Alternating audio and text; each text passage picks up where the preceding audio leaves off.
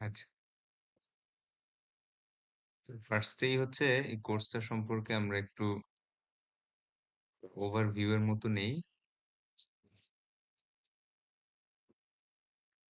এখানে মূলত হচ্ছে আমরা আমাদের বিভিন্ন প্রফেশনাল লাইফে এথিক্যাল কনসিডারেশন গুলা নিয়ে আলোচনা করব। এথিক্যাল কনসিডারেশন বলতে বোঝাচ্ছে what is right and what is wrong behaviour given a certain situation. একটা এটা আমরা দেখবো সামনের দিনে যে বিভিন্ন ধরনের সিচুয়েশনে আসলে বেশ অনেকগুলা ওয়ে থাকে ইথিক্যাল ডিলেমা দাঁড়ায় যে কোন কোন ডিসিশনটা নিলে বেটার হয়। এবং এখানে person by person perception vary করে।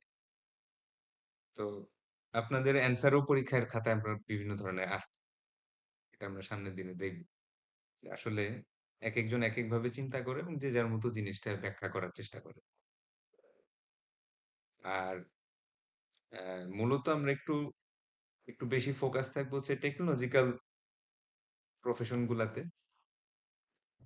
স্পেশালি আমরা যেই প্রফেশন গুলাতে আল্টিমেটলি জব করব, সফটওয়্যার ইঞ্জিনিয়ারিং কিংবা আইটি সেক্টর, এই রিলেটেড জবে কি কি এথিক্যাল ইস্যু আসতে পারে, এই ধরনের সিচুয়েশন গুলা নিয়েই আমরা একটু আলোচনা করব বেশি।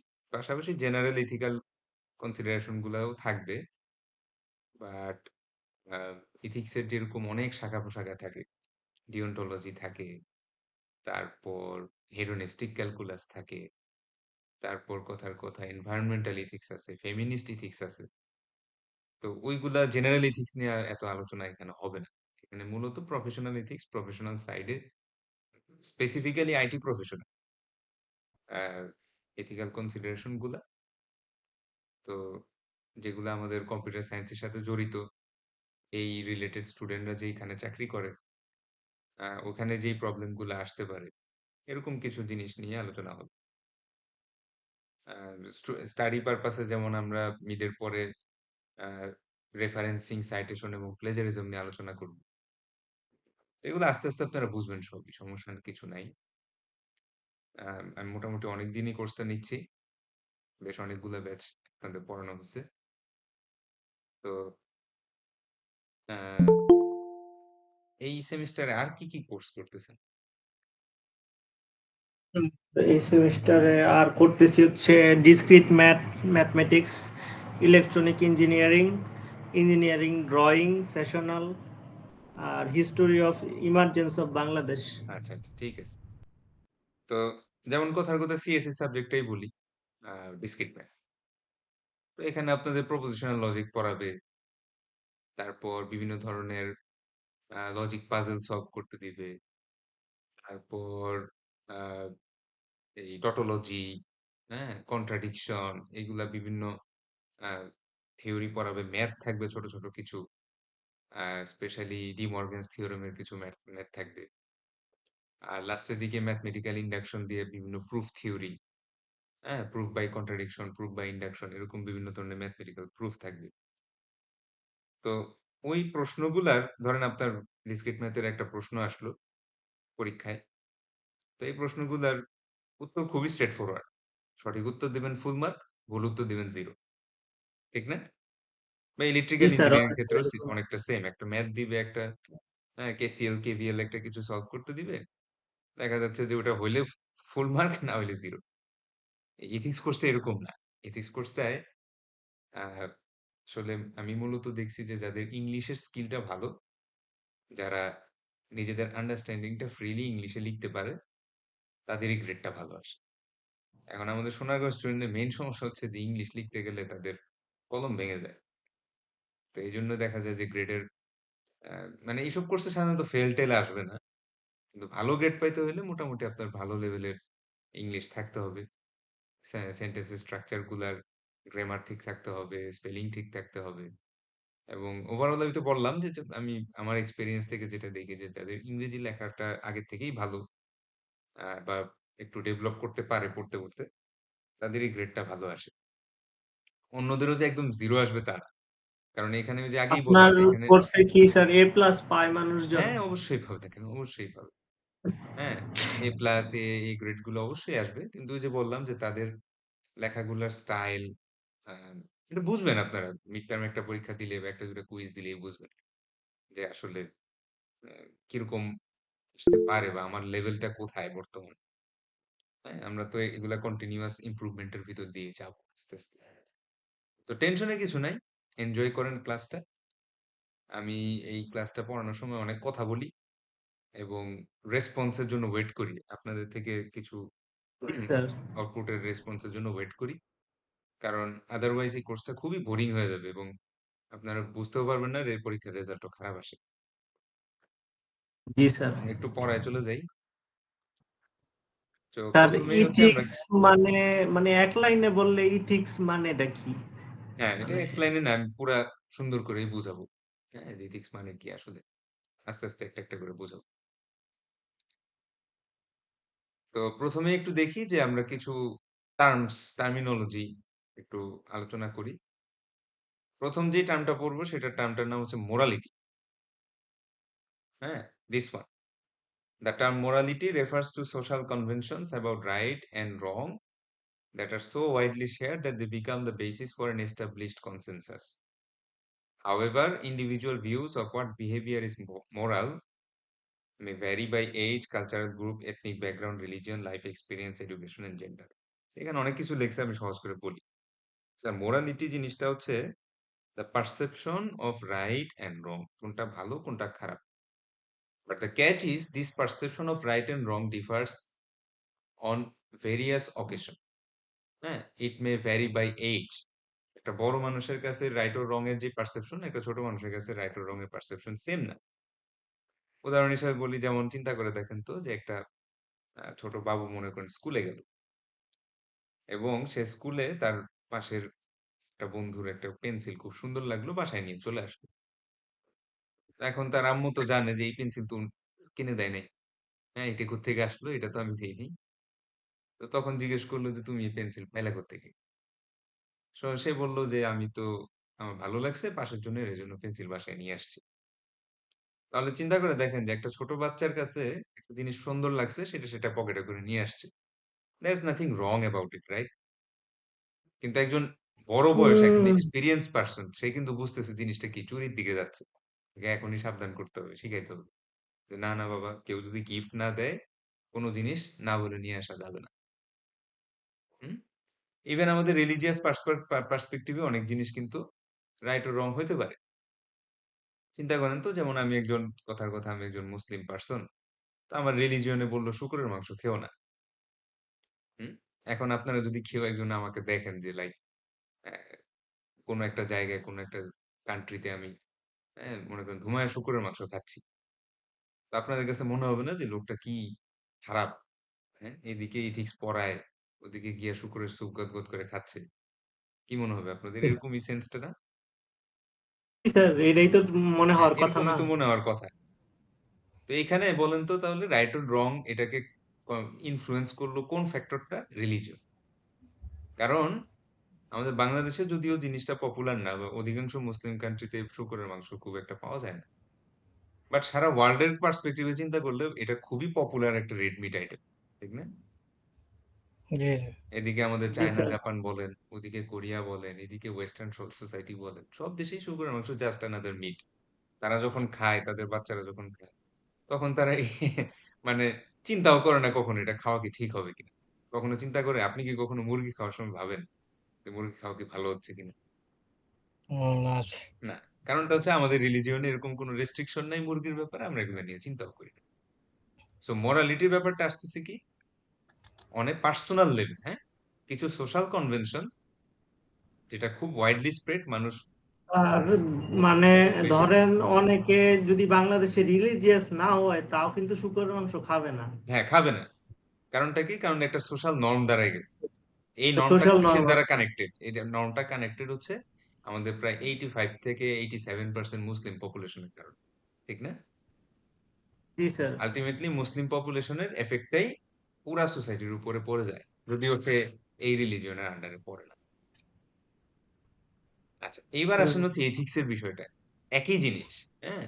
Is a set of believes about right and রং। একই কথাই বলতেছি মোরালিটিতে। বাট এইবার রেঞ্জ, এবার ডোমেইনটা একটু বড় হইছে দেখেন। উইদিন এ সোসাইটি, একটা সোসাইটির ভিতরে আপনার একটু খেয়াল করে দেখবেন যে আমাদের যদিও অনেক কালচারাল ডিফারেন্স আছে, বাট ওভারঅল ইন্ডিয়ান সাবকন্টিনেন্টের কিছু কমন রাইট ও রং বিহেভিয়ার, ঠিক না? পুরো ওভারঅল ইন্ডিয়ান সাবকন্টিনেন্ট ধরেন ইন্ডিয়া, পাকিস্তান, বাংলাদেশ, শ্রীলঙ্কা, ভুটান, হ্যাঁ, এই এই যে কান্ট্রিগুলো আমাদের কিছু common aspect of right and wrong আছে না? এটার আছে। উদাহরণ দেই। ধরেন চিন্তা করে দেখেন তো যে ধরেন আপনার এই আমাদের যে আমাদের যেই প্রি ম্যারিটাল যেই রিলেশনশিপ গুলা, বিয়ের আগেই ধরেন বয়ফ্রেন্ড বা গার্লফ্রেন্ড এই ব্যাপারটা, এই জিনিসটাকে কিন্তু জেনারেলি এই সাবকন্টিনেন্টের লোকেরা খুব একটা ভালো চোখে দেখে না। হুম? আমরা কি আমাদের এই যে গার্লফ্রেন্ডকে আমাদের প্যারেন্টসদের সাথে খুব ইজিলি মিট করাইতে পারি? বাবা দেখো এই আমার গার্লফ্রেন্ড, তার সাথে আমি থাকি, এরকম এরকম টাইপ কি মানে খুব একটা কমন আমাদের সোসাইটির নট ভিতরে? ওপেনলি না স্যার। অ্যাকসেপ্টেড। কিন্তু চিন্তা করে দেখেন যে অন্যান্য অনেক কান্ট্রিতে ওয়েস্টার্ন সোসাইটি, এই সোসাইটি গুলোতে তারা কিন্তু ওপেনলি তারা তাদের গার্লফ্রেন্ডকে নিয়ে বাসায় আসে, পরিচয় করায় দেয়, অথবা তাদের বয়ফ্রেন্ডের সাথে পরিচয় করায় দেয়, এবং তারা সেটা জেনারেলি অ্যাকসেপ্টও করে। সো একই অ্যাক্ট, একটা কিন্তু ডিফারেন্স না, একটা সেম, কিন্তু সোসাইটি বাই সোসাইটি, একটা রিজিয়ন বাই রিজিয়ন কিন্তু একই বিহেভিয়ার অ্যাকসেপ্টেড, আরেকটা জায়গায় এটা খুব একটা জেনারেলি ফ্রাউন্ড আপন, আমরা বলি যে এটা খুব একটা তারা পছন্দ করে না। তাহলে এই জিনিসটা কি হয়ে যাচ্ছে? Ethics. So ethical behavior conforms to generally accepted norms, many of which are almost universal. Almost বলছে মানে মোরলেস প্রায় সারা ওয়ার্ল্ডেই কিছু কিছু এথিক্যাল বিহেভিয়ার মোরলেস, যেমন কথার কথা আপনি চিন্তা করে দেখেন যে লেটস সে লাইট জ্বালায় রাখা, ঠিক আছে, অকারণে লাইট জ্বালায় রাখা, এটা কিন্তু মনে করেন সেই বাংলাদেশেও খারাপ হিসাবে তারা দেখবে, ইউরোপেও এই জিনিসটাকে ওয়েস্ট হিসাবে দেখবে, জাপানেও দেখবে, আফ্রিকাতেও দেখবে, সব জায়গাতেই তারা বলবে যে না, কারণে একটা লাইট ফ্যান বা এসি চালায় রাখা এটা ঠিক না। যদি তোমার প্রয়োজন না পড়ে, অফিসে কেউ নাই রুমে, এসিটা অফ করে দাও, ঠিক না? জি স্যার। হুম। এরকম জেনারেলি ওয়েস্ট করা, ফুড ওয়েস্ট করা ভালো না, বা এরকম টাইপের কিছু কিছু সোসাইটিতে দেখা যাচ্ছে ফুড ওয়েস্ট এটা তারা তেমন কিছু মনে করে না, যেমন আরব আরব সোসাইটি গুলোতে আমরা দেখি তারা খাওয়ার সময় প্রচুর ওয়েস্ট করে। কিন্তু আবার কোনো কোনো সোসাইটিতে দেখা যাচ্ছে এক এক দানাও ওরা খরচ করতে মানে এটা খুব একটা পছন্দ করে না। তারপর স্যার চুরি করা। হ্যাঁ, চুরি করা হইতে পারে। হ্যাঁ, আপনি চিন্তা করে দেখেন অলমোস্ট ইউনিভার্সাল কোন দেশে আছে চুরি করা ভালো? যাও মারো, সমস্যা নেই। বা এটা আরেকজনের টাকা কেউই নিয়ে পছন্দ করবে না স্যার। কেউই পছন্দ কারো করে না। জিনিস কেউ নিয়ে গেলে কি মানবে নাকি? আচ্ছা, এবার আসেন হচ্ছে ভার্চুস এবং ভাইস, এই দুইটা ইংরেজি শব্দে বাংলা কে বলতে পারবেন? ভার্চুস এবং ভাইস। ভার্চুস মানে হইলো বৈশিষ্ট্য চরিত্র, আর ভাইসটা বলতে পারি না। ভাইস অন্য কেউ পারবেন? মৌখিক চরিত্র নাকি? না, বেসিক্যালি স্যার ভার্চুস মানে হচ্ছে ভালো গুণ, ভাইস মানে হচ্ছে খারাপ গুণ, বুঝছি? জি স্যার। ভার্চুস মানে জি মনে সৎ করছি। গুণ, ভাইস মানে হচ্ছে বদগুণ। অসৎ। সদ্গুণ। তাহলে কিছু সৎ গুণের নাম বলেন তো শুনি। সদ্গুণ স্যার, সৎ, এই তো স্যার সৎ, এটাই তো একটা সদ্গুণ। হ্যাঁ, অনেস্টি, অনেস্টি, হ্যাঁ হইতে পারে। আরো দুই একজন, অনেস্টি স্যার, দুই একটা। ট্রুথফুলনেস, তারপর হচ্ছে স্যার কনসিস্টেন্সি, তারপর হচ্ছে স্যার ওই যে আমানত, মানে এই যে যে কথা দিয়ে কথা রাখে, আর কি বলে, সিনসিয়ারিটি। হ্যাঁ হ্যাঁ, মোটামুটি বেশ ভালোই বলছেন যে আমরা অনেক কিছুই আমরা অ্যাকসেপ্টেবল বিহেভিয়ার হিসাবে ধরি, যে সত্য কথা বলা, ট্রুথফুলনেস, সময়ানুবর্তিতা, সিম্পলিসিটি। হ্যাঁ, সিম্পলিসিটি জি স্যার, সরলতা ধরা যায়, অনেক বাট রেয়ার নট একটা নট জিনিস। অলওয়েজ। যেমন অনেকেই বলে যে রিলিজিয়াস, নট অলওয়েজ, ঠিক আছে? কারণ আমরা আবার অনেক সময় কিছু ফ্র্যান্টিক রিলিজিয়াস পিপল পাই, যারা রিলিজিয়নটাকে এক্সট্রিম পর্যায়ে নিয়ে যাওয়ার চেষ্টা করে। এরা কিন্তু দেখা যায় যে সোসাইটির সার্ভিসের তুলনায় ঝামেলাই করে বেশি, ঠিক না? জি স্যার। তো সেই ক্ষেত্রে রিলিজিয়ন রে এক্সট্রিম মানে স্টিকিং পর্যায়ে। টু রিলিজিয়ন এটা এক জিনিস, আর ফ্র্যান্টিক বিহেভিয়ার মানে পাগলের মতো উন্মত্ত আচরণ, সেটা কিন্তু আবার সোসাইটিতে অ্যাকসেপ্টেবল না। তো সোজা কথা কি, ভার্চুস হচ্ছে অ্যাকসেপ্টেবল বিহেভিয়ার, আর ভাইস গুলা কি আনঅ্যাকসেপ্টেবল বিহেভিয়ার। ওই যে যেগুলা স্যার বললাম, ট্রুথফুলনেস, ফ্যান্টিক মিথ্যার কথা না। বিহেভিয়ার কি? মানে হচ্ছে উন্মত্ত আচরণ, বিশৃঙ্খল আচরণ, তারপর এক্সট্রিমিজম, এই ধরনের বিহেভিয়ার। বুঝতে পারছেন? আচ্ছা, তাহলে স্যার একটা ইনসিডেন্ট মনে হয় আপনার মনে আছে, কিছুদিন আগে মনে হয় একটা লোক ওই যে একজন ইমাম রে মারছিল, এটা দেশে মনে হয় ভাইরাল হয়েছিল, যে মানে আচ্ছা, ওই আচ্ছা। আমাদের নবীরে নাকি পিয়ন বলছিল, পরে নাকি উনি মারছে, পরে এটা স্বীকার করছে। তো এই বিহেভিয়ার গুলা মানে এই যে ভুল বুঝাবুঝির কারণে হয়, এগুলা কি এই ফ্যান্টিক বিহেভিয়ারের মধ্যে পড়বে? না, এটার ভালো ইংলিশ হচ্ছে ব্লাসফেমি। ঠিক আছে? হুম। ব্লাসফেমি মানে হচ্ছে যে কোনো একটা পার্টিকুলার রিলিজিয়নকে ইচ্ছাকৃতভাবে ডিমিন করা বা তার নামে খারাপ আহ, খারাপ বাণী প্রচার করা। কথা বুঝছি? ব্লাসফেমি নামে একটা ওয়ার্ড আছে।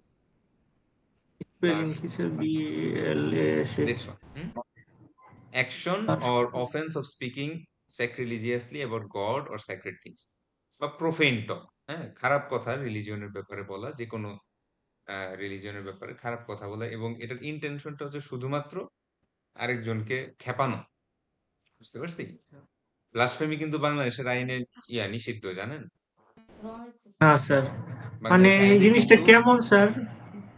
মানে একটু ধরেন যে বুঝাইবেন? কোনো রিলিজিয়ন নিয়ে আপনি যদি কোনো ইন্টেনশনালি খারাপ কথা বলেন এবং যেটার কোনো রিলিজিয়াস বেস নাই, হিস্টোরিক্যাল বেস নাই, ইচ্ছা করেই আপনি চাচ্ছেন যে একটা আহ, স্রষ্টা সম্পর্কে একটা খারাপ কথা বলে দিই, বা কোন একজন প্রফেট সম্পর্কে একটা খারাপ কথা বলি। যেমন আমাদের যেমন প্রফেট আছে, অন্যান্য রিলিজিয়নেরও কিন্তু এরকম রেসপেক্টেবল, তাদের প্রফেট না হোক, বাট যেমন রাম কৃষ্ণ, তাদের তাদের তো স্ট্যাটাসটা অলমোস্ট গডের সমান। তো তার নামে একটা ইচ্ছাকৃতভাবে খারাপ কথা বলে মানুষকে উন্মত্ত করার চেষ্টা করে। বুঝতে পারছি? ব্লাসফেমি কিন্তু বাংলাদেশে আইনে নিষিদ্ধ। আপনি যদি ব্লাসফেমি কোনো অ্যাক্ট আছে বাংলাদেশে, এই ধরনের কোনো ব্লাসফেমাস পোস্ট দেন কিংবা বাণী প্রচার করেন, তখন কিন্তু আপনার নামে লিগ্যাল এক্সপেক্টে মামলা হবে। এটা শাস্তি বুঝতে কি? পারছেন? শাস্তি কিছু এটা থাকবে, এটা দেখা যাচ্ছে হয়তো একজন একটা কোর্ট অফ লতে জাজ বিভিন্নভাবে শাস্তি দিতে পারে, সবসময় এটা ফিক্সড না। আম, দিতে পারে, জেল জরিমানা দিতে পারে, অথবা হয়তো প্রথমবার অফেন্সে তাকে স্বল্প পরিমাণ শাস্তি দিল, সাবসিকুয়েন্ট অফেন্সে তাকে একটু গ্রেটার অফেন্সে আরো বেশি শাস্তি দিল। তবে একটা জিনিস ইম্পর্টেন্ট, সেটা হচ্ছে যে আমাদের জেনারেল পিপলের হাতে কিন্তু ল প্র্যাকটিসের কোনো সুযোগ নেই। যেমন একজন কেউ ব্লাসফেমাস কোনো পোস্ট দিল, আপনি গিয়ে মাথায় একটা বাড়ি দিয়ে আসলেন। ঠিক আছে? এগুলা কিন্তু সুযোগ নেই। জি। হ্যাঁ, জি স্যার, আপনার তাহলে তো যেটা স্যার প্রপার ওয়ে সেটা হচ্ছে এটা প্রপার, আমাদেরকে ইয়াগুলা কালেক্ট করতে হবে, এভিডেন্স গুলা। আর এভিডেন্স গুলা কালেক্ট করে ল অ্যাবাইডিং যে কোনো সিটিজেন যা করা উচিত, সে মামলা করতে পারে, সে থানায় জিডি করতে পারে, এইগুলার প্রসেসের মাধ্যমে তাকে পুলিশে ধরায় দেওয়া। ঠিক আছে? আমরা কিন্তু তো আসলে মানে হ্যাঁ, অধিকাংশ ওই ক্ষেত্রে যেটা রাস্তাটা। হয়, এই যে কয়দিন আগেই হিন্দু একজন মেরে ফেললো। তো এই ধরনের অ্যাক্ট গুলা কিন্তু আলটিমেটলি অ্যাকসেপ্টেবল না। আপনাদের কি মনে হচ্ছে যে যতই রিলিজিয়াস অ্যাক্ট হোক, সেটা কি ভালো হয়েছে? না স্যার, স্যার এবং এখন যে এটা কি বিষয়টা স্যার দেশের দেখি জন্য কোনো সুনাম নিয়ে আসছে? না। না স্যার। এবং তো আলটিমেটলি এটা স্যার, প্রমাণ করে যে আমরা সোসাইটি হিসেবে এখনো অনেকটা ওই জীবজন্তুর পর্যায়ে আছি, মানুষ হইতে পারিনি। ঠিক না? এটার যদি আপনি একটা প্রপার কোনো দেখাইতে পারতেন যে তাকে ধরা হয়েছে, তাকে একটা জেল জরিমানার মধ্যে নেওয়া হয়েছে, শাস্তি দেওয়া হয়েছে, সেটা একটা জিনিস।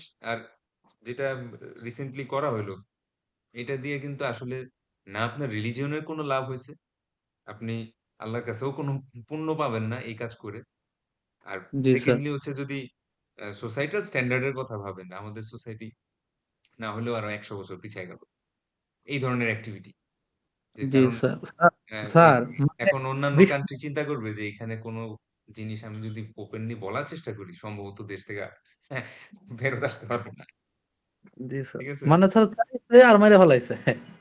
হ্যাঁ, সেটাই। এখন যে কোনো কারণেই হোক, আমরা ধরে নিলাম সে যে অফেন্সটা আপনারা বলতেছেন, উম, ব্লাসফেমাস অ্যাক্ট করছে। ঠিক আছে?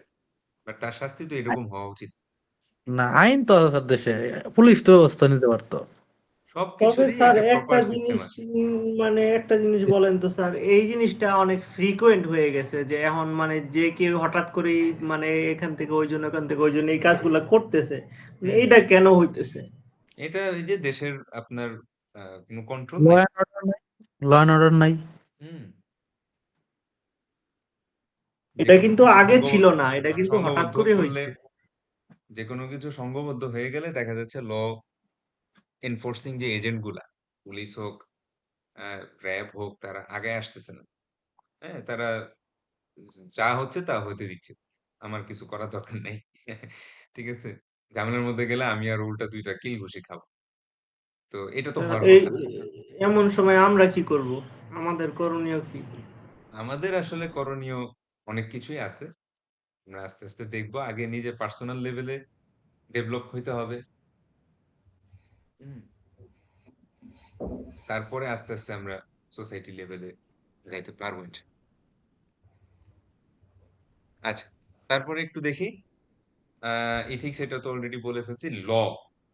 সো ল এর ব্যাপারটা কিরকম, যে যখন ওই যে ইউনিভার্সালি অ্যাকসেপ্টেড কিছু এথিক্যাল কন্ডিশন থাকে না, যেমন এই যে একজন বললেন চুরি করা কিংবা মানুষ হত্যা করা, এই ব্যাপারগুলা যখন হাইয়েস্ট লেভেলে পৌঁছায় যায়, তখনই আমরা এটাকে ল বানায় ফেলি।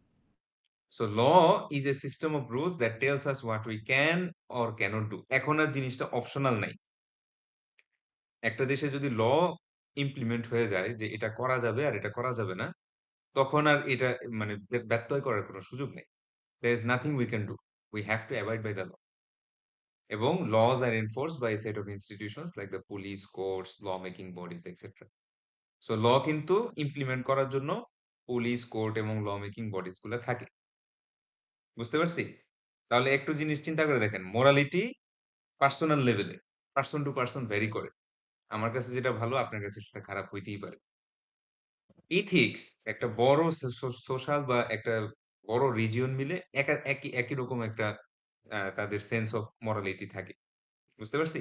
এথিক্সটার রিজিয়নটা একটু বড়। আর ল যখন হয় তখন সেটা পুরা কান্ট্রি ওয়াইজ বাধ্যতামূলক হয়ে যায়। বুঝতে পারছি না ডিফারেন্সটা? মোরালিটি হইলো ইন্ডিভিজুয়াল, হ্যাঁ, ইন্ডিভিজুয়াল ইথিক্স লেভেলে, হচ্ছে এবং এটা একটা বিভিন্ন সোসাইটি। ভাবে ভ্যারি করতে পারে। আপনার কালচারাল রিজনে ভ্যারি করতে পারে, এথনিক ব্যাকগ্রাউন্ড রিজনে ভ্যারি করতে পারে, রিলিজিয়ন ভ্যারি করতে পারে। হুম? আপনি চিন্তা করে দেখেন যে এডুকেশন কথার কথা। একজন হায়ার এডুকেটেড লোক যেটাকে ভালো মনে করে, অনেক সময় একটু একটু লোয়ার লেভেলে এডুকেটেড লোক কিন্তু সেটা কিছু মনেই করে না। এরকম থাকে না? হ্যাঁ হ্যাঁ, হ্যাঁ, রাইট। কথার কথা, বৃষ্টির দিন একজন রিক্শাওয়ালা ১৫০ টাকা ভাড়া চাই বসলো আপনার কাছে। তার কাছে কিন্তু মনে হবে না রাইট রং কি। হ্যাঁ? এত কিছু তার কাছে মাথায় থাকবে না। সে ভাববে যে আমি বৃষ্টির মধ্যে রিক্সা চালাচ্ছি, কষ্ট করতেছি। এখন আমি ১০০ টাকা বাড়ায় চাইতেই পারি। কিন্তু দেখবেন যে আপনি একটা অফিসে গিয়ে ২,০০০ টাকা মানে বাড়াইতে আপনার অনেকবার চিন্তা করতে হবে। যে স্যার আমার বেতন ২,০০০ টাকা বাড়ায় দেন। ঠিক আছে? পারবেন? এত না সহজে? স্যার, এটা পারবেন না। তো সহজেই পারবো না। সো আসলেই ব্যাপারটা এরকম। কিন্তু তাইলে এথিক্সটা কিন্তু স্যার, ওরকম না। এথিক্সটাও কি জেনারেলি অ্যাকসেপ্টেড নরমস। আমরা যেরকম দেখলাম আ আমাদের ইথিক্সটা হচ্ছে হিউম্যানিটিতে, সোসাইটাল নাকি? হ্যাঁ, যেটা সোসাইটি এবং আরেকটু বড় বড় রিজিয়নে চিন্তা করে দেখেন যে হোল দেশের হইতে পারে, সাবকন্টিনেন্ট, হ্যাঁ? হোল সাবকন্টিনেন্ট তারা কিছু সাবকন্টিনেন্ট। কমন ভ্যালুস হোল্ড করে। আবার দেখা যাচ্ছে হোল ওয়েস্টার্ন তারা কিছু কমন ভ্যালুস হোল্ড করে। এশিয়ান কালচার যার China, Japan, Korea, Vietnam etcetera, Asian country গুলা। এশিয়ান কান্ট্রি গুলা তাদের একটা যেমন আলাদা স্যার মানে ইয়ে বাবা থাকে। মাকে টেক কেয়ার করতে হবে, মানে এটা কি এশিয়ান একটা ইথিক্স বলতে পারি আমি? এটা হ্যাঁ, কি হ্যাঁ, ইথিক্স বলা এর যায়, মধ্যে বলা যায়। এটা পড়বে? এথিক্স এর একটা পার্ট। এটা কিন্তু সারা ওয়ার্লড এ সেম না। ঠিক আছে? না না, সারা এটা ওয়ার্লড এ সেম না। কিন্তু সেম না। ওয়েস্টার্ন এ আমরা খুব একটা এরকম দেখি না। যে আমরা যেভাবে বাবা-মাকে টেক কেয়ার করি ইন দেয়ার ওল্ড এজ, তারা ওইভাবে এত একটা অ্যাটাচ থাকে না। ইথিক্স তারাও জিনিসটা করে, তারা করে তাহলে না তা বলা না। যেতে পারে স্যার, এটা একটা আঞ্চলিক জিনিস, তাই না? হ্যাঁ, আঞ্চলিক জিনিস। একটা বড় অঞ্চল জুড়ে, একটা বড় অঞ্চল নট এ জুড়ে কোনটা কান্ট্রি, রাইট আর কোনটা রং। এটাই। মানে কিছু একটা বড় এলাকার মানুষের একটা বিশেষ দোষ গুণ আর কি, বা দোষগুণ বিবেচনা। না, দোষগুণ না। এটা হচ্ছে দোষ গুণ না মানে তাদের perception of right or wrong. একটা কাজ পারসেপশন ভালো না খারাপ সেইটা। খারাপ। আচ্ছা, ঠিক আছে? Perception of right or wrong. Perception একটা অফ জিনিস রাইট। অ্যাকসেপ্টেবল কিনা নাকি নন অ্যাকসেপ্টেবল, এটা কি করা যাবে না করা যাবে না, এইটার যে সেন্সটা, এইটা হচ্ছে এথিক্স। মোরালিটিও কি পারসেপশনই? হ্যাঁ, মোরালিটিও পারসেপশন, বাট লেভেলটা ছোট। স্যার, পারসেপশন আর কনভেনশনের মধ্যে পার্থক্য কি? পারসেপশন মানে হচ্ছে আপনার চিন্তা। হ্যাঁ, সার্চ করে দেখেন না মিনিং কি দেখায়। এটা তো পারসেপশন ওটা তো মানে কি? জানি। কনভেনশন মানে হইলো পারসেপশন সবাই মানে যেটা হচ্ছে মানে ভালো মনে এবিলিটি করে। To see hear and become aware of something through the senses. আপনার কাছে মনে হয় যেটা, মনে হওয়ার যে ব্যাপারটা থাকে, এটা নাম হচ্ছে পারসেপশন। বুঝতে পারছি? কোনো কিছু মনে হওয়ার যে ফিলিংসটা, যে আমার মনে মানে হচ্ছে স্যার জিনিসটা ধারণা। ভালো। ধারণা, এক্সাক্টলি। আচ্ছা, কনভেনশনও তো এবারে ওইটা একটু মানে দেখি। হইলো কনভেনশন। জি স্যার। জি। একটু পড়ায় থাকি স্যার, গল্প করলে জি স্যার। সময় আসলে কুলাবে না। আচ্ছা, এবার দেখি আনইথিক্যাল বিজনেস প্র্যাকটিস। সো এখন আমরা একটু দেখবো যে আমাদের প্রফেশনাল লাইফে বেশ কিছু আনইথিক্যাল প্র্যাকটিস আমরা দেখতে পাই। আপনারা তো হচ্ছে Friday batch, right? So most of the people are working. অধিকাংশ লোকই কোথাও না কোথাও চাকরি করেন, রাইট? জি স্যার। হ্যাঁ। সো আপনারা জিনিসটা একটু ভালো রিলেট করতে পারবেন। মর্নিং ব্যাচের ওরা খুব একটা বুঝে না। বাট না বুঝার কি তেমন কিছু নাই। বুঝার মতোই আসলে আছে। সো আমরা এখন একটু কিছু কমন বিহেভিয়ার দেখবো এমপ্লয়িদের, যারা most common forms of employee misconduct. এই টেবিলটা আপনাদের টেক্সট বই থেকেই নেওয়া। সো আমরা একটু দেখি একটা একটা করে। Misuse of company time, 33% of the people observing this behaviour. অর্থাৎ প্রায় 33% এমপ্লয়ি তাদের কোম্পানির ওয়ার্কিং আওয়ারে অন্য ধরনের বিভিন্ন ধরনের কাজ করে। ঠিক আছে? এটা আমরাও আমাদের ওয়ার্ক প্লেসে দেখতে পাই। তার এই জায়গায় যে স্টেশনে থাকার কথা ছিল, নেই। একটা লাঞ্চ আওয়ারে ব্রেক নিছে, ১ ঘন্টা কোনো খোঁজ নেই। একটা ওয়াশরুম ব্রেক নিছে, ১ ঘন্টা কোনো খোঁজ নেই। এরকম আমরা দেখি না? বিভিন্ন জি অফিসগুলাতে? স্যার, অনেক দেখছি। Abusive behaviour 21%। একজন আরেকজনের সাথে খারাপ ব্যবহার করা, কিংবা সুপারভাইজার তার আ আন্ডারে যারা চাকরি করে তাদের সাথে খারাপ বিহেভিয়ার করতেছে। সেগুলা কি? অ্যাবিউজিভ বিহেভিয়ার এর ভিতরে। ঝগড়াঝাটি করা, etcetera, etcetera. Lying two employees. বলা হয়েছিল অফিসে জয়েন করার সময় ৫ তারিখের মধ্যেই বেতন পাবেন। এখন স্যার ১৫ আমি তারিখ। নিজে এমন শিকার হয়েছি। হ্যাঁ, বললাম তো আপনারা অনেকেই জিনিসটা মানে ফিল করতে পারবেন, because most of you are working in a ছিল একজন কলিগ, উনি সবসময় আমার করে কথা বলতে মানে কেমন যেন দমকা দমকে কথা বলতে। হ্যাঁ, সেরকম। তারপরে দেখি lying two employees. Lying two employees হচ্ছে যে ১ বছর পর ইনক্রিমেন্ট হবে, খোঁজ নাই। ৫ তারিখের মধ্যে বেতন হবে, ২০ তারিখ পার হয়ে যাচ্ছে, বেতন আসে না। এটসেট্রা, এটসেট্রা, বিভিন্নভাবে এমপ্লয়িদের সাথে মিথ্যা কথা বলা। Company resource abuse. So company আপনাকে কাজের জন্য একটা ল্যাপটপ দিল। এখন আপনি এই ল্যাপটপে সারাদিন মুভি দেখেন। ঠিক আছে? অথবা ল্যাপটপ দিয়ে গেমস খেলেন। কোম্পানি রিসোর্স অ্যাবিউজ করে। হুম? কিংবা অথবা দেখা যাচ্ছে যে কোম্পানি হয়তো কোনো একটা কাজের জন্যই আপনাকে ড্রাইভে লেটস সে ১ টেরাবাইট একটা স্পেস আপনাকে কিনে দিল। এটার মধ্যে আপনি দুনিয়ার পার্সোনাল ফাইল ঢুকায় রাখছেন। এটা কি আপনার পার্সোনাল ফাইল ঢুকানোর জন্য দিছিল? রিসোর্সটা? না স্যার, দেয় নাই তো না। আমার কিন্তু পার্সোনাল তারপর ফাইল। আমরা ইউজ করি। স্যার এইটা যদি খালি থাকে তাহলে রাখলে সমস্যা কি? হ্যাঁ, সেইটাই কিন্তু ওটাই এইগুলাই তো হচ্ছে সমস্যা। হ্যাঁ, না, ইথিক্স এর আমি ব্যাপারটাই রাখি তো নাই সমস্যা। কখনো, কিন্তু যদি থাকে হ্যাঁ, তাহলে ধরেন খালি যে আছে, এখন একটা লোক আ রাখলো, তাহলে কি জিনিসটা সমস্যা আসলে হইব? বুঝতে হবে যে এগুলো আস্তে, আস্তে ডেভেলপ হবে। বললাম তো আগে পার্সোনাল লেভেলে ডেভেলপ করেন। পরে আস্তে, আস্তে সোসাইটি, কান্ট্রি সবই ঠিক হয়ে যাবে। আচ্ছা, violating companies internet use policies. কোম্পানিতে স্পষ্টভাবে বলা ছিল কাজের সময় LinkedIn, BD জবস চালানো যাবে না। চালাচ্ছেন। চাকরি খুঁজতেছেন, এপ্লাইও করতেছেন। কোম্পানির সময় বলা ছিল Facebook, YouTube চালানো যাবে না। ঠিকই একটা টর, একটা ব্রাউজার নামাইলেন বা VPN নামাইলেন। ঠিকই নেট চালাচ্ছেন। So companies internet use policy violate করা। ডিসক্রিমিনেশন। অনেক অফিসে আমরা দেখি যে মেয়েদের প্রাধান্য বেশি। অনেক অফিস থাকে ছেলেদের প্রাধান্য বেশি। হুম? ডিসক্রিমিনেট করা। কিংবা থার্ড জেন্ডার কোনো একজন এমপ্লয়ির প্রতি ডিসক্রিমিনেট করা। স্পেশালি আমরা যখন বিদেশ যাই, ফরেন কান্ট্রি গুলাতে যাই তখন কিন্তু এই যে আমাদের যে গায়ের কালার, হ্যাঁ, ব্রাউন কালার, এটা কিন্তু খুব ডিসক্রিমিনেশনের শিকার হয়। সহজে ওদের জবে নিতে চায় না, ভালো জব অফার করে না। এই ধরনের প্রবলেম গুলো আমরা অনেক সময় কোম্পানিতে দেখি। কনফ্লিক্ট অফ ইন্টারেস্ট এটা সামনেও আসবে ডিটেইলে অন্য কোনো একটা চ্যাপ্টারে।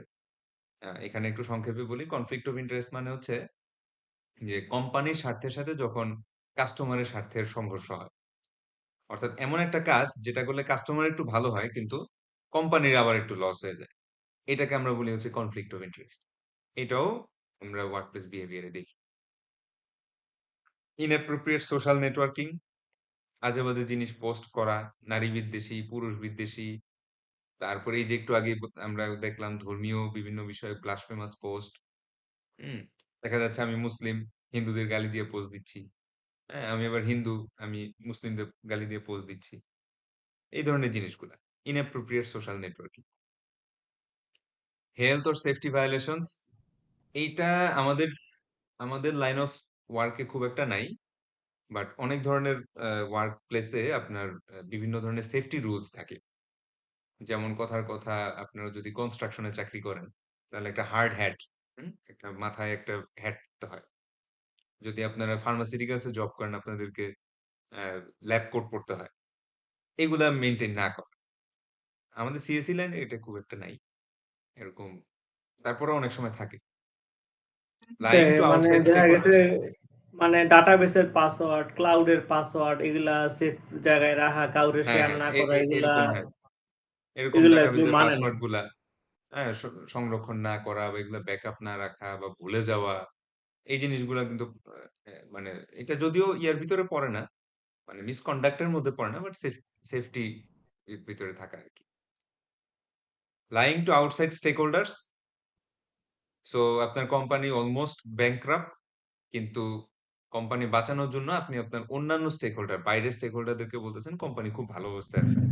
এখনই বিনিয়োগ করার শ্রেষ্ঠ সময়। হ্যাঁ? অথচ আপনি নিজেই অন্য জায়গায় চাকরি খুঁজতেছেন পালানোর জন্য। কারণ আপনি জানেন যে কোম্পানি ২ মাস পরে বন্ধ হয়ে যাবে। So lying to outside stakeholders. Stealing, হ্যাঁ? ওয়াশরুমে একটা মানিব্যাগ পাইলেন, টাকা সরায় ফেললেন। তারপর একটা সুন্দর একটা পেন ড্রাইভ দেখলেন কোথাও, নিয়ে গেলেন সাথে করে। বা ওই যে কোম্পানি থেকে একটা দিল, ল্যাপটপ দিল, ওটার মধ্যে 16 জিবি র‍্যাম ছিল, একটা 8 জিবি র‍্যামের স্টিক খুলে রাখলেন। এগুলা কি? স্টিলিং। বৃষ্টির দিনে ছাতা নাই, একটা অফিসে কারো ছাতা দেখলেন নিয়ে চলে গেলেন। এগুলা কি? স্টিলিং। আর ফলসিফাইং টাইম রিপোর্টস, এটা কিরকম? অনেক জায়গায় আপনার ওভারটাইমে আওয়ারলি পেমেন্ট দেয়। সো অনেকেই চেষ্টা করে যে টাইমটা বাড়ানোর। কোনোভাবে টাইম রিপোর্টটা বাড়ানোর বা ফিঙ্গারপ্রিন্টটা দেরিতে দেওয়া, যাতে আপনার ওভারটাইমের ক্যালকুলেশন বেশি আসে। তো এইটা আমরা অনেক সময় দেখি যে স্পেশালি আমাদের লাইনে যারা কাজ করে, এই Upwork এ কেউ কাজ করেন? Upwork, Upwork এ? না স্যার, অনেক আগে করছিলাম। আচ্ছা, Upwork এ কিন্তু অনেক সময় আপনার আওয়ারলি বেসিস এ কাজ করা যায়। তখন বাংলাদেশীরা এই বুদ্ধিটাই করে যে আওয়ার যত কন্ট্রাক্টে বাড়ানো করছিলাম। সম্ভব। একটা ছোট কাজ ধরেন ২ ঘন্টায় হয়ে যাবে। সেটা সে কমপক্ষে ৫ ঘন্টা বানায়। ঠিক আছে? যাতে আওয়ারলি পেমেন্ট বেশি আসে। Fiverr এ ওইভাবে নাই। আ Fiverr হচ্ছে কন্ট্রাকচুয়াল বেসিস, কিন্তু Upwork এ আবার আওয়ারলি বেসিস এ কিছু কাজ আছে। কেউ করে। স্পেশালি সফটওয়্যার ইঞ্জিনিয়ার যারা।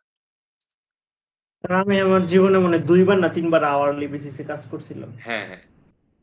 তবে এটার হিসাব করাটা অনেক জটিল। কারণ এটা কি, অনেক মানে ৫ ক্রিটিক্যাল, কারণ ৫ ঘন্টা একটা মানুষ কাজ করতে পারে না একটানা, এটা সম্ভব না। তো সেটাই, দেখা সেটাই। গেছে ৬-৭ ঘন্টা হইলে একটা যোগ বিয়োগ করে একটা হিসাব করতাম যে ৭-৮ ঘন্টা হইলে ৫ ঘন্টা, এরকম হিসাব করতাম আরকি। যে তাইলে সেটাই। মাঝখানের ব্রেক গুলা হিসাবে নিয়ে হইতো আরকি। তারপরে তো চিন্তা করেন আপনার কোড করতে গেলে তো এররও আসতে পারে। সেটা সলভ করতে সময় লাগতে পারে হ্যাঁ, না? এররের কখনো কি টাইম তো এররও আসতে মানে পারে? এডই হবে। এররের টাইম তো স্যার ওইটা তো কাজেরই অংশ। কিন্তু দেখা গেছে এর মাঝখানে একটু চিন্তা করতে হয়, একটু ঘুরতে হয়, একটু হাঁটতে হয়, তারপরে আবার বসতে হয়। তো হুম। ওভারঅল হিসাব করলে মানে ওই ৬-৭ ঘন্টা ওদের মিলাইলে কিন্তু ৫ একটা ঘন্টা হয়ে ট্র্যাকিং গেছে। সিস্টেম থাকে। ওরা দেখে যে জি স্যার, আপওয়ার্কে আহ, একটা সফটওয়্যার আছে তো মেবি, ট্র্যাকার, হ্যাঁ, আপওয়ার্ক ট্র্যাকার। ট্র্যাকার টাইপের থাকে যে আপনার মাউস নড়তেছে কিনা লিস্ট, বা আপনার ব্রাউজার গুলা চেঞ্জ হচ্ছে কিনা, এরকম ওদের একটা ট্র্যাকিং সিস্টেম থাকে। আচ্ছা, এইবার আসেন হচ্ছে সিএসআর। এই ওয়ার্ডটা কে শুনছেন? অফিস টফিসে জব করেন, সিএসআর কে শুনছেন বল দেখি তো। তো সিএসআর শুনছি কিন্তু মনে নেই? আপনাদের কোনো মনে নাই, কোম্পানির শুনছি কখনো সিএসআর হয়? শুনছেন কখনো? না স্যার, আমি যাই নাই কোনোদিন, মনে হয় আমার লগের মানুষজন যাইতো। আচ্ছা, সিএসআর আসলে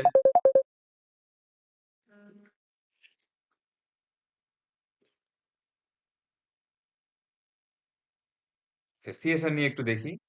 Corporate social responsibility is the concept that an organization should act ethically by taking responsibility for the impact of its action on the environment, community, and the welfare of its employees.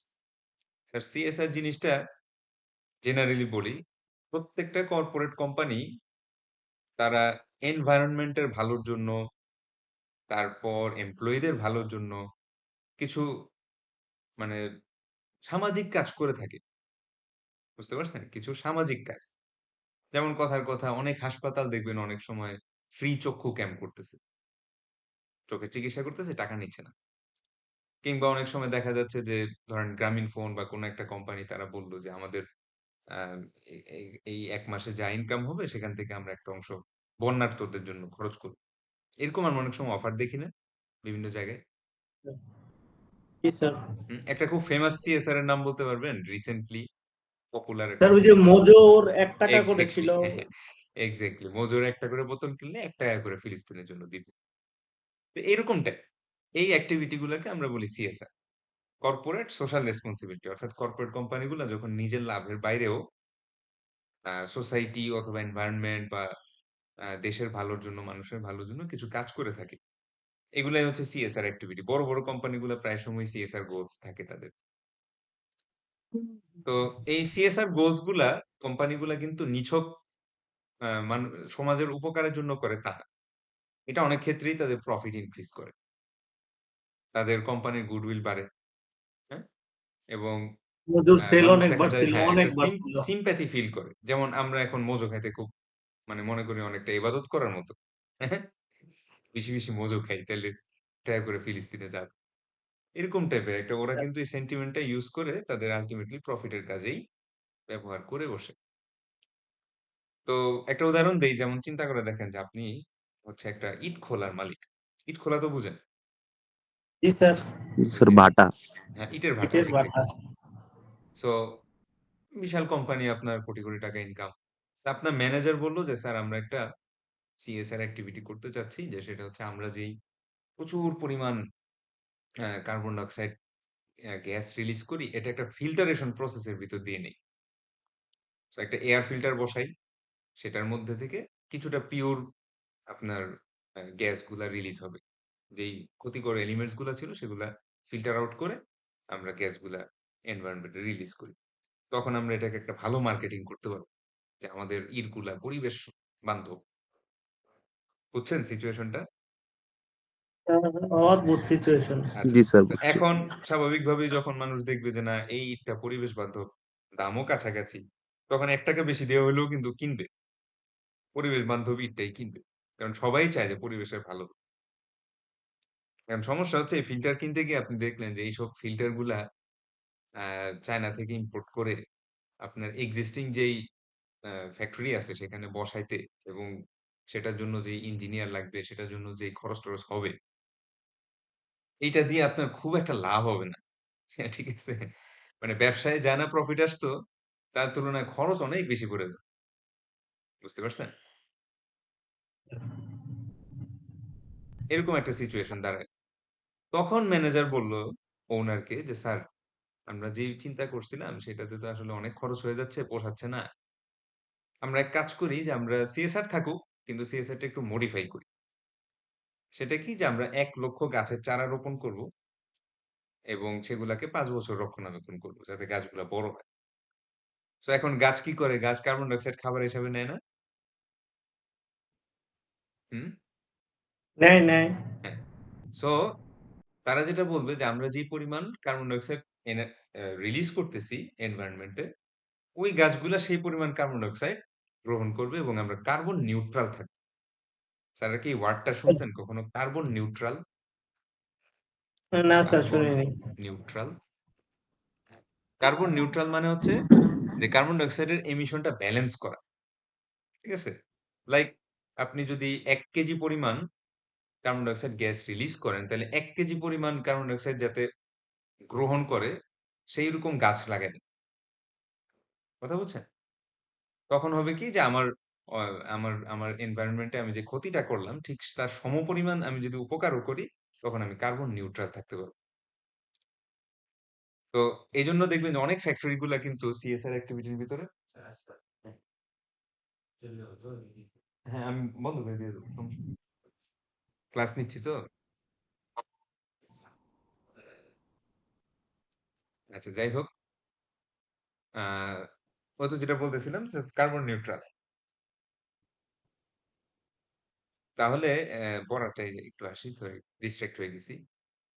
The pursuit of some CSR goal can lead to increased profits, হ্যাঁ?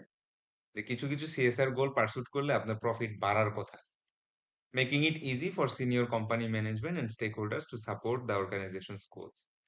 However, however মানে কি? But, হুম?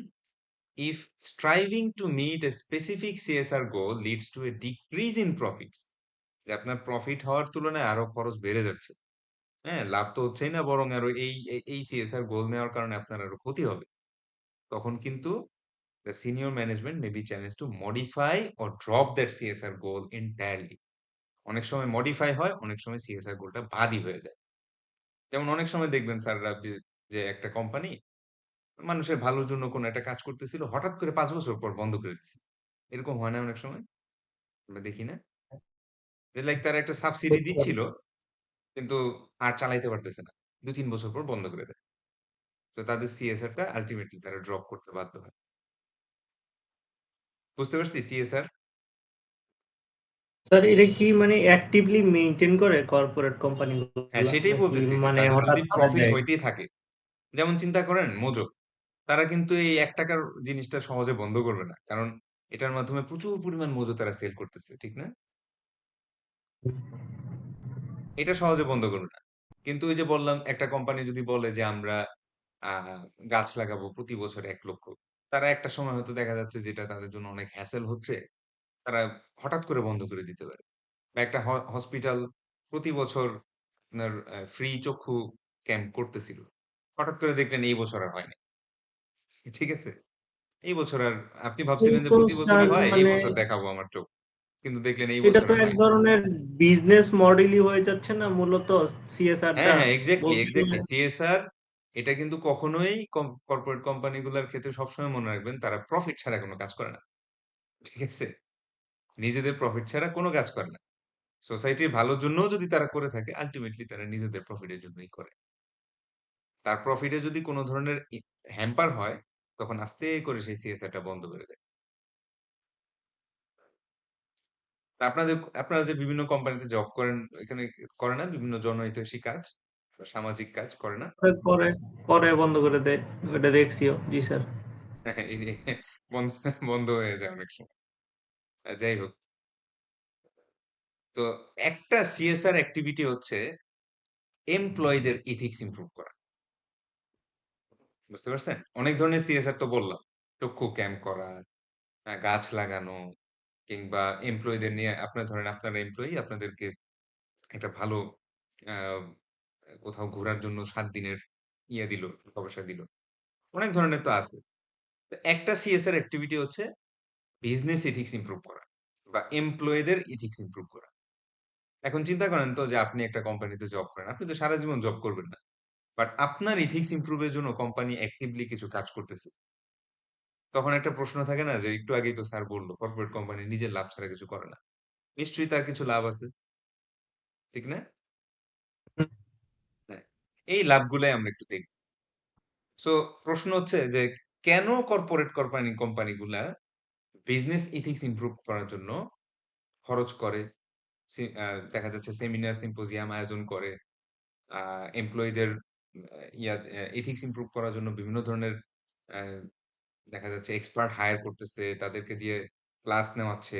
আমি যেরকম আপনাদের class নিচ্ছি, এরকম এরকম training, official training দেখা যাচ্ছে যে বিভিন্ন কর্পোরেট কোম্পানিতেও হয়। রিজনটা কি, দরকার কি, তার কি লাভ? প্রথম, gaining the goodwill of the community. Goodwill শব্দের বাংলা কি? স্যার গুডউইল ভালো মানে কিছু মানে অন্য ওই যে কেউ, শুভাকাঙ্ক্ষী বলে না, অন্য কেউ গুডউইল মানে কি বিজনেসে? গুডউইল সৌভাগ্য। অন্য কেউ জানেন না?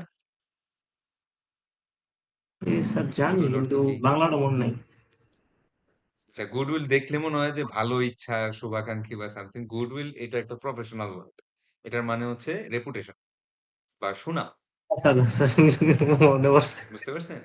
জি গুডউইল স্যার। মানে হচ্ছে সুনাম।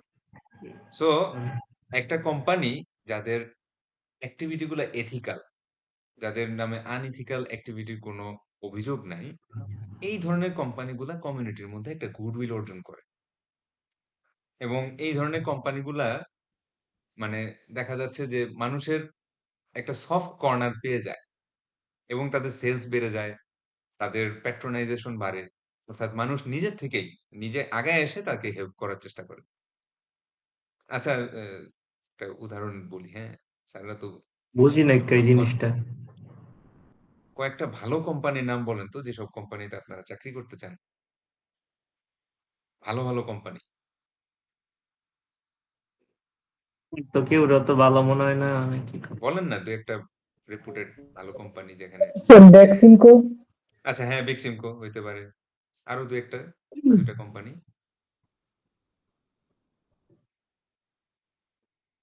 আপনারা শুনেন না যে এইসব জায়গায় ভালো বেতন, ভালো সুবিধা, স্যার হ্যাঁ? স্কয়ার। স্কয়ার, হ্যাঁ হইতে পারে, স্কয়ার হইতে পারে। আছে না? হ্যাঁ, এরকম গ্রামীণফোন, হ্যাঁ? তারপর বাংলালিংক বা টেলিকম কোম্পানিগুলা, ফার্মাসিউটিক্যাল বড়, বড় কোম্পানিগুলা। এরকম বেশ অনেকগুলা থাকে না রেপুটেড কোম্পানি? তো এই কোম্পানিগুলা রেপুটেশন আসছে কিভাবে স্যার? এই কোম্পানিগুলার রেপুটেশন আসছে তাদের গুড বিজনেস এথিক্স এর কারণে। কারণ আপনারা শুনছেন যে এসব কোম্পানিতে চাকরি করলে ভালো বেতন পাওয়া যায়। ঠিক না? সময় মতো মাসের ১ তারিখ ২ তারিখে বেতন চলে আসে। আপনারা শুনছেন এখানে কাজের পরিবেশ ভালো। তাদের অফিসগুলা সুন্দর, এয়ার কন্ডিশন করা এবং অফিসের আশেপাশের কলিগস গুলাও ভালো, হাইলি এডুকেটেড, হাইলি কোঅপারেটিভ। তারপরে আপনারা শুনছেন এইসব কোম্পানিতে চাকরি করলে রেগুলার ইনক্রিমেন্ট হয়। একটা নির্দিষ্ট সময় পর, পর ইনক্রিমেন্ট, হ্যাঁ? তারপর ক্যারিয়ার গ্রোথ ভালো। একটা পজিশনে চাকরি শুরু করছেন, ৫ বছর পর একটু হায়ার পজিশনে চাকরি করবেন। বেতন-টেতন বাড়বে। এগুলাই না? জি স্যার, হুম। আচ্ছা, বড়লিস এইবার এরকমই। স্যাররা বলেন তো আপনারা এরকম আরো বিভিন্ন কোম্পানির নাম শুনছেন না? যে যেখানে রাত ১টা পর্যন্ত খাটায়, ওভারটাইম বেতন দেয় না। তারপর ১ তারিখের বেতন ১০ তারিখে দিবে। জি সার্টিফিকেট স্যার, আটকায় রাখবে। অবশ্যই। এরকম বিভিন্ন কোম্পানির নাম শুনছেন না? ওগুলাও কিন্তু ফেমাস। জি স্যার, অবশ্যই শুনছি, অভিজ্ঞতাও আছে। হ্যাঁ, অভিজ্ঞতাও আছে। আচ্ছা, বলেন তো তাহলে ২ জনের মধ্যে ডিফারেন্সটা কোন জায়গায়? একটার গুডউইল ভালো, আরেকটার গুডউইল ভালো না। কমিউনিটিতে একটা গুডউইল ভালো, আরেকটা গুডউইল ভালো না। এইবার আসেন, আপনারা যখন গ্র্যাজুয়েট করবেন, হ্যাঁ? এখন হয়তো অনেকেরই ডিপ্লোমা-টিপ্লোমা করা। বাট গ্র্যাজুয়েশনের পর আপনারা লাইন ধইরা কোন কোম্পানিগুলার পিছনে ধরবেন লাইন? সমানে সিভি ফেলবেন কোথায়? স্যার আমি ভালো তো কোম্পানি। মানে দেখবো কোনটা কমিউনিটিরে বেশি সার্ভ করতেছে আর এদের এক্সাক্টলি। ইন্টারনাল ইন্টারনাল মানে এনভায়রনমেন্ট কেমন। হ্যাঁ। সো একটু আগে যেটা আমি বললাম আরকি যে, যেসব কোম্পানিগুলা এথিক্যাল বিহেভিয়ার ভালো, যাদের ভিতরের ইন্টারনাল ইথিক্স ভালো, তাদের প্রোডাক্ট গুলাও ভালো এবং প্রোডাক্ট গুলা আসলেই মানুষের উপকারে আসে। যাচ্ছে তাই ভাবে সেকেন্ড গ্রেড কোয়ালিটি মানুষকে সার্ভ করতেছে না। এই ধরনের কোম্পানিগুলা কমিউনিটিতে গুডউইল পায়। মানুষ নিজের থেকেই তাদেরকে হেল্প করা শুরু করে। তাদের প্রোডাক্ট কিনে, তাদের প্রোডাক্ট বেশি, বেশি কিনে। এইভাবে কোম্পানিগুলা অনেক হিউজ অ্যামাউন্ট অফ প্রফিট করতে পারে এবং আল্টিমেটলি তাদের গ্রোথটাও ভালো থাকে। আচ্ছা, 2nd, creating an organization that operates consistently. Ethical কোম্পানিগুলা কনসিস্টেন্ট আচরণ করে। আপনি চিন্তা করে দেখেন তো যে আপনি একটা বিজনেস অর্গানাইজেশনের সাথে ডিল করতেছেন। তারা ১ম বার ঠিকমতো পেমেন্ট দিল, ২য় বার দেয় নাই। ৩য় বার আবার দিল, ৪র্থ বার আবার দেয় নাই। এই যে ইনকনসিস্টেন্সি, এটা কিন্তু বিজনেসের জন্য ভালো না। আপনি জেনারেলি এই লোকের সাথে আর ব্যবসা করতে চাইবেন না। চাইবেন? হুম? আপনি চাইবেন এমন না এক ধরনের লোকের সাথে ব্যবসা করতে যে কনসিস্টেন্ট। বরাবর আপনি স্যার, তাকে মাল পাঠাচ্ছেন, সে রেগুলার আপনাকে পেমেন্ট পাঠায় দিচ্ছে। এই এটা ধরনের রেয়ার লোকদের সাথে একটা বিষয়। মানুষ ডিল করতে পছন্দ করে। সো ক্রিয়েটিং এরকম তো অর্গানাইজেশন পাওয়া দ্যাট যায় না, অপারেটস এরকম পাওয়াই যায় না। হ্যাঁ, পাওয়াই যায় না। এটাই তো হচ্ছে সমস্যা। তার মানে অধিকাংশ লোকের বিজনেস এথিক্স ভালো না। That's the thing. আচ্ছা। জি স্যার, তারপরে দুঃখের আসি বিষয়। মাফ করুন। Fostering good business practice. এটা ওই যে অনেকটা ওই গুডউইলের ওখানেই বলে ফেলছি। ভিতরের ইন্টারনাল এথিক্স ভালো থাকলে বিজনেস প্র্যাকটিস গুলা ভালো থাকে, কনসিস্টেন্ট আচরণ থাকে। আচ্ছা, ৪ নাম্বার দেখি, protecting the organization and its employees from legal action. আচ্ছা, এইবার আসে, আপনি যখন আনইথিক্যাল বিজনেস প্র্যাকটিস চালাবেন, কোনো একটা গভর্নমেন্ট ওয়ার্ক পাওয়ার জন্য গভর্নমেন্ট এমপ্লয়ীদের ঘুষ দেওয়াটাই হচ্ছে আপনার পলিসি। এইসব পলিসির মধ্যে দিয়ে যখন যাইতে থাকবেন, একটা না একটা সময় অবশ্যই ধরা খাবেন। সেটা মিডিয়াতে আসতে পারে, নিউজ পেপারে আসতে পারে, অথবা কোনো না কোনোভাবে আপনার নামে একটা মামলা হবে। আর যখন কর্পোরেট আইনে মামলা হয়, তখন কিন্তু হিউজ অ্যামাউন্ট অফ পানিশমেন্ট হয়। এটা জানেন তো? স্যার, এটা জানা নাই। হ্যাঁ, কর্পোরেট মামলাগুলা খুব বড় ধরনের শাস্তি হয়। একটা হচ্ছে নরমাল মামলা, সাধারণ পিপল। আরেকটা হচ্ছে কর্পোরেট লেভেলের মামলা। সেখানে দেখা যাচ্ছে প্রায় ইজিলি ৫০ কোটি থেকে ১০০ কোটি টাকা আপনার আ জরিমানা হইতে পারে। সো এই ধরনের অ্যাক্টিভিটি গুলা থেকে বাঁচার জন্য কোম্পানির এমপ্লয়ি এবং অর্গানাইজেশন তারা সবসময় চেষ্টা করে এথিক্যালি বিজনেসটা রান করার। ওইভাবে কর ফাঁকি না দেওয়ার চেষ্টা করে। ওইভাবে ঘুষ বা ইত্যাদি বিভিন্ন জিনিসের সাথে নিজেদের কানেকশন না রাখার চেষ্টা করে, ইত্যাদি। And finally unfavourable publicity. Unfavourable publicity মানে হচ্ছে ওই যে একটু আগে ওই গুডউইল এর সময় বলছিলাম যে কিছু কোম্পানি থেকে ব্যাড রেপুটেশন অর্জন করে ফেলে। তখন generally people do not like their products, people do not buy their products, people do not support their products. এটার ইমপ্যাক্টটা পড়বে হচ্ছে স্টক মার্কেটে। স্যাররা তো স্টক মোটামুটি বুঝেন, তাই না? স্যার, একটু বুঝান তো স্যার, মানে যদিও আচ্ছা, কম স্টক না বুঝি। স্যার জিনিসটা বুঝি হচ্ছে না। যে একটা কোম্পানি যখন অনেক বড় হয়ে যায়, তখন তারা ফুল কোম্পানি ওনার তার পুরাটার মালিক থাকে না। বরং উনি 20-30% শেয়ার নিজের জন্য রেখে 70% শেয়ার পাবলিক পাবলিক ওনারশিপ এর জন্য স্টক মার্কেটে রিলিজ করে দেয়। বুঝতে পারছি? এই যে আমরা শুনি না যে Dhaka stock exchange, Chittagong stock exchange, এরকম শুনি না?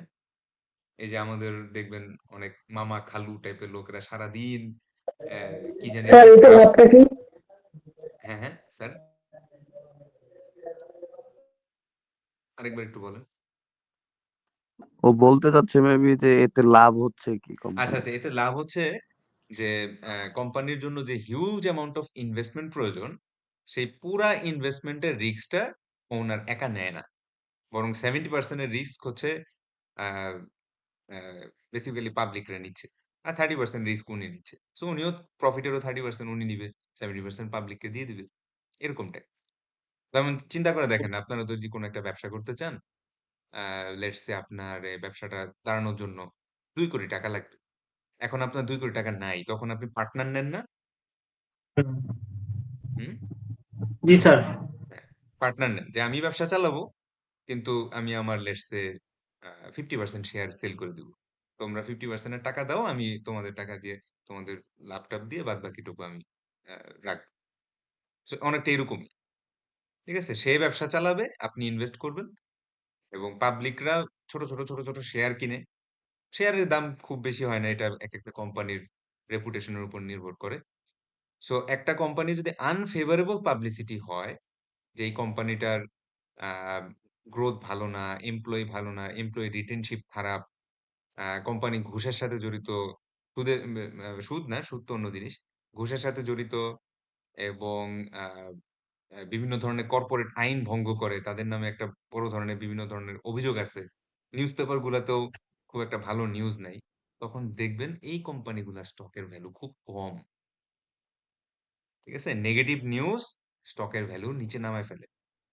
পজিটিভ নিউজ স্টকের ভ্যালু উপরে উঠায়। সো চিন্তা করেন, স্টক মার্কেটে যদি আপনার অবস্থান ভালো না থাকে, আপনার কিন্তু কোম্পানির ইনভেস্টমেন্টই চলে যাবে। আর ইনভেস্টমেন্ট ছাড়া কোম্পানি চালাবেন কিভাবে? বুঝতে পারছি? জি স্যার। স্যার স্টক কেনার পরে মানে এটা লাভ লস কেমনে হয়? এইটা কোম্পানি ইয়া করবে এগুলো। আমি যে খুব এক্সপার্ট তা না, আমি জাস্ট খালি আইডিয়াটুকু দিচ্ছি।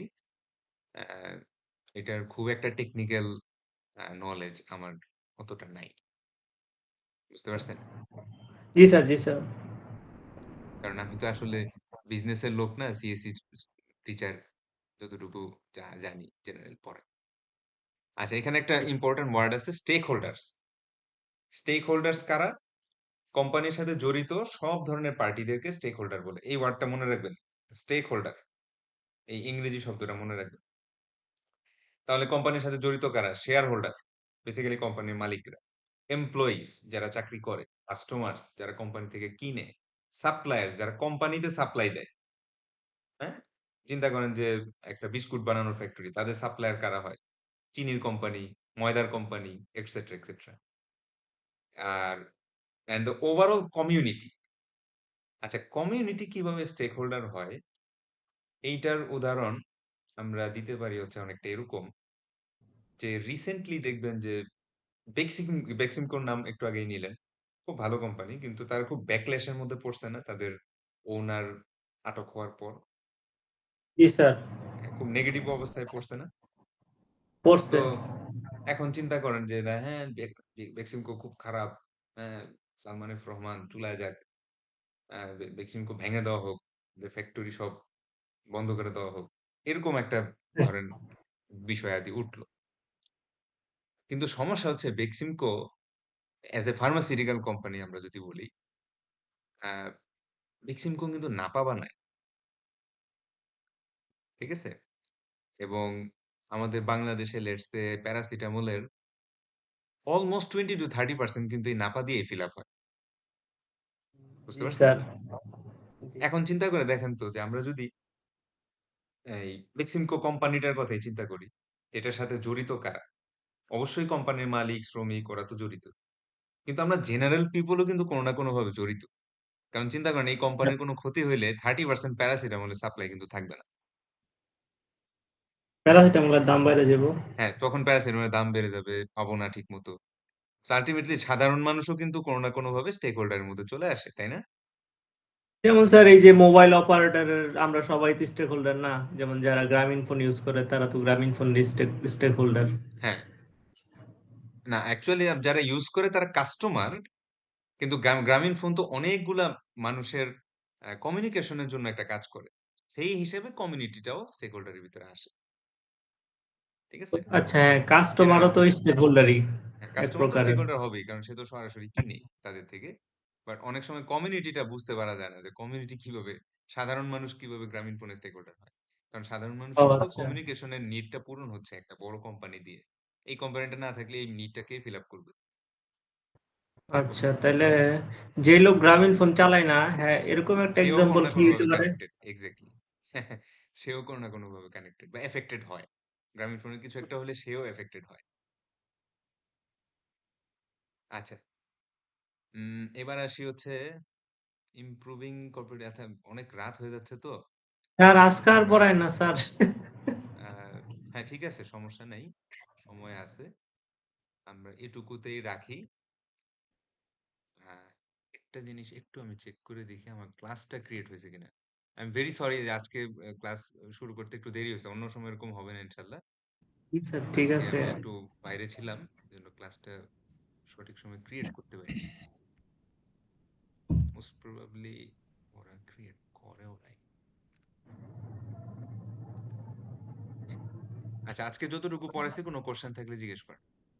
স্যার আরেকবার জাস্ট 2-3 লাইনের সবগুলো একটু একবার করে বলে দিন ক্লাস আপনি শেষের রেকর্ড আগে। দেখে নিন স্যার। আমি আচ্ছা এত স্যার, ঠিক আছে। সামারাইজ করতে পারবো না। আচ্ছা রেকর্ডিং দেখা নিস হ্যাঁ, দিবেন। রেকর্ডিং আমি দিয়ে দিব। হ্যাঁ, একটু আচ্ছা পরেই স্যার। এগুলো আপলোড করে আমি একটা প্লে লিস্ট দিব। ওই প্লে লিস্টের মধ্যে আপনার সিরিয়াল ওয়াইজ সব রেকর্ডিং পাবেন।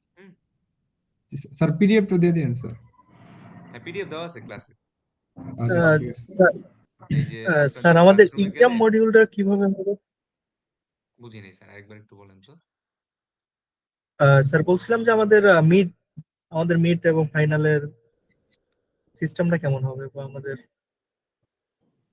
সিস্টেম বলতে অন্যান্য থিওরি কোর্সের মতোই আমাদের 10% অ্যাটেন্ডেন্স, 10% কুইজ, তারপর 10% অ্যাসাইনমেন্ট, মিডের আগে একটা কুইজ হবে, মিডের পরে একটা কুইজ হবে, দুইটার মধ্যে যেটাই ভালো পাবেন সেটা।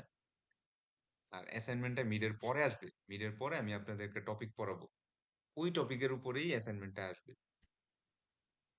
তারপরে মিড টার্মে 30% আচ্ছা আর ফাইনালে 40%, এই সব মিলে 100% মার্কস।